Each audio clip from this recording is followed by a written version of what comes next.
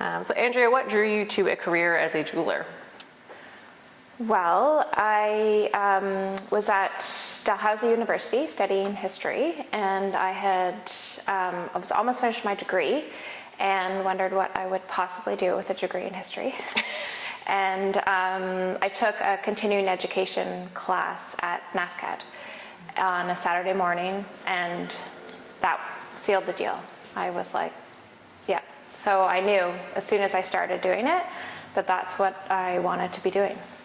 And as a kid, I always did art classes and, pottery and all those kinds of things. But I never thought that I could do something with it. So as soon as I had that little window, I knew. Yeah.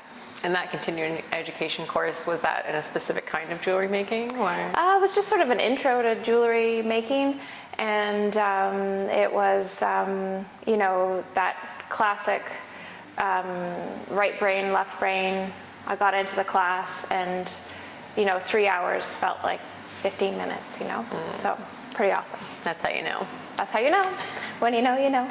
Yeah. And I find in your work, you're often really inspired by natural structures, but then you tend to kind of pare them down into these more minimalist aesthetics. So what draws you to that approach of taking something that's often organic and quite complex and kind of... Yeah. Well, Mother Nature really has sort of endless inspiration, all kinds of shapes and forms. And I think that I just... I'm drawn to things that are complex, but then it's not my style. I like things that are more simple. I like that they stand the test of time. But then if things are too simplistic, then it's not interesting enough. So my process is that I like to start with the complexity, pare it down, and then add elements to make it more interesting. And are you the first jeweler in your family, or was there somebody who kind of inspired you to pursue this? The first jeweler, and I think I just fell in love with the practice of it, and then from there I was inspired by other people who are jewelers. For example, when I was at NASCAD, we went to see a jeweler, and getting to this man's workshop and seeing hundreds of tools, and he had this kind of community openness about sharing tools, sharing ideas, and it was kind of a bit of a hub in the community. So that was really pretty special. I was like, oh, okay, I could see myself, I always think with kids, young people who are interested in the arts, I always say, come to the rectory, come to see these working studio spaces to see if you could see yourself doing this, because often, we're so removed from artists' work, especially jewelers' workspaces, because everything's expensive and they tend to be quite solitary. So when I went to go see this jeweler, I was like, okay, I could see myself in this environment. So that was pretty special. Yeah. And how did your schooling at NASCAD influence your practice beyond kind of that introductory course? Did you go further into jewelry there? Yeah, so after I did that continuing education class, I started to put together a portfolio to apply to the BFA program. And once I was accepted, then I did, the foundation year. And then I specialized, so my major was in jewelry and metalsmithing. And I would say NASCAD's an incredible place. The craft department there's so much of a focus on, fine craft and, quality craftsmanship.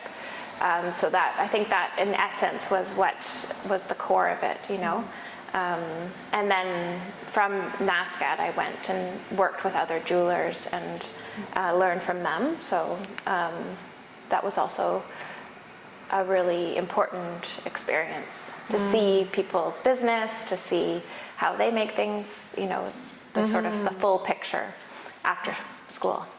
So I know that people often bring their kind of family heirloom jewelry to you as well, and you rework that into more contemporary designs for them, possibly multiple pieces, and you've expressed to me in the past of really enjoying this process. So I'm curious what makes that special for you?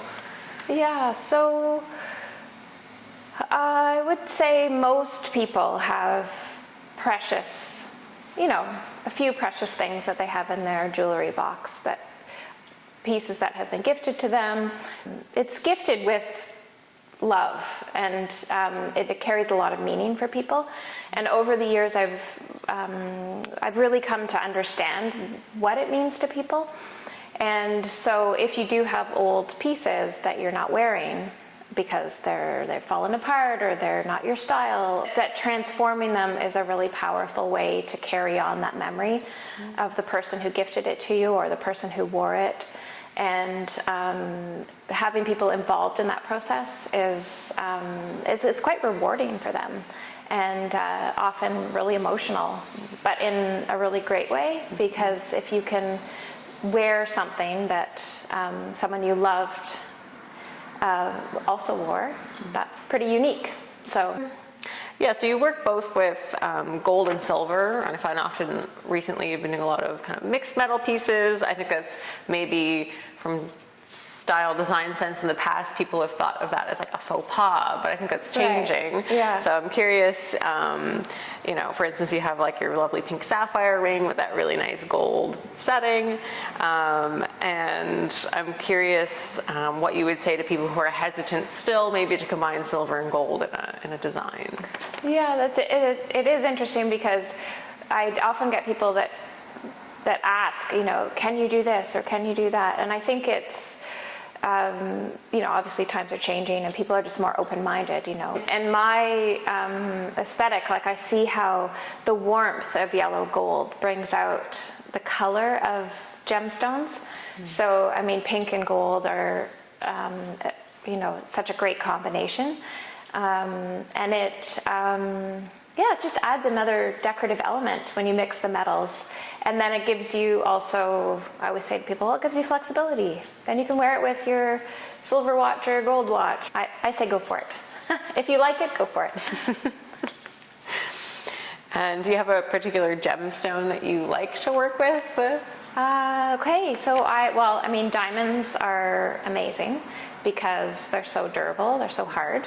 But in terms of personally what I like, I'm a sucker for blue. So I love sapphires, I love London blue topaz. So there are so many beautiful gems to choose from. Yeah.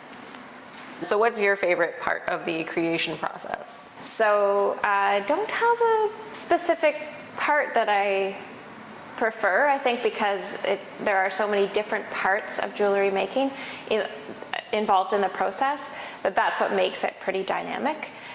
You love it all. Yeah, I guess so.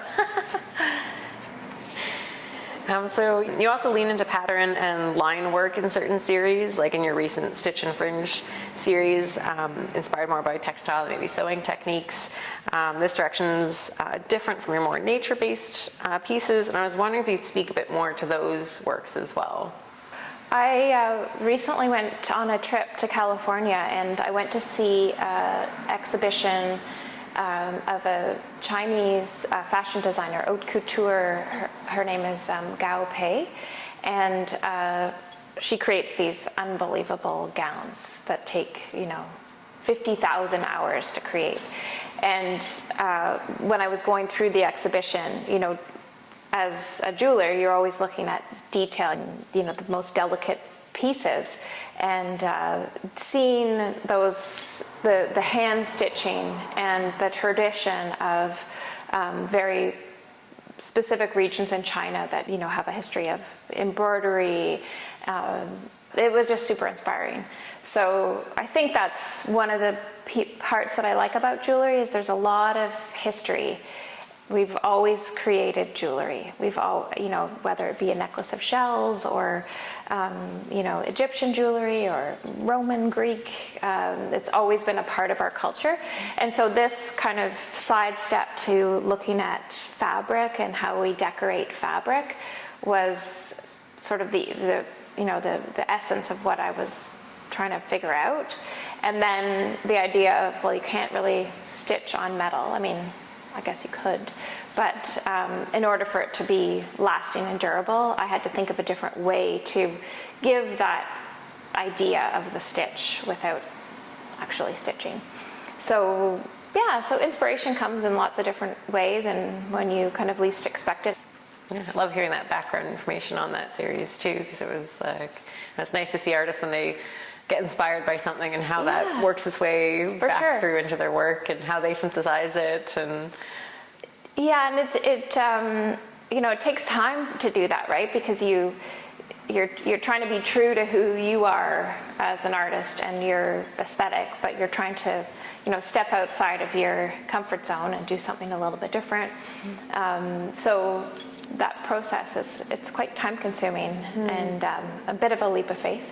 I think everything that you do, it's from you, so it's will always have that stamp of you and your making on it. I hope so. I mean, I think genuinely when you work with your hands that you can't help but put your stamp on it. But starting something new, it's exciting and a bit nerve-wracking because you're never sure if people will like it. But that's part of being an artist. So. And do you have any specific series on the horizon that people can look and keep an eye out for? Or? Well, I will say that I have new equipment. I'm learning to do stone setting. So I've taken a workshop that I went to in Tennessee, and I'm always on the lookout for interesting gemstones. So I have some in the works that are coming down the pipe. I have these beautiful aqua kyanite pieces that are rectangular that I think are going to be really interesting. So stay tuned for that. Yeah. Perfect. Well, thank you so much, Andrea. Thanks for having me.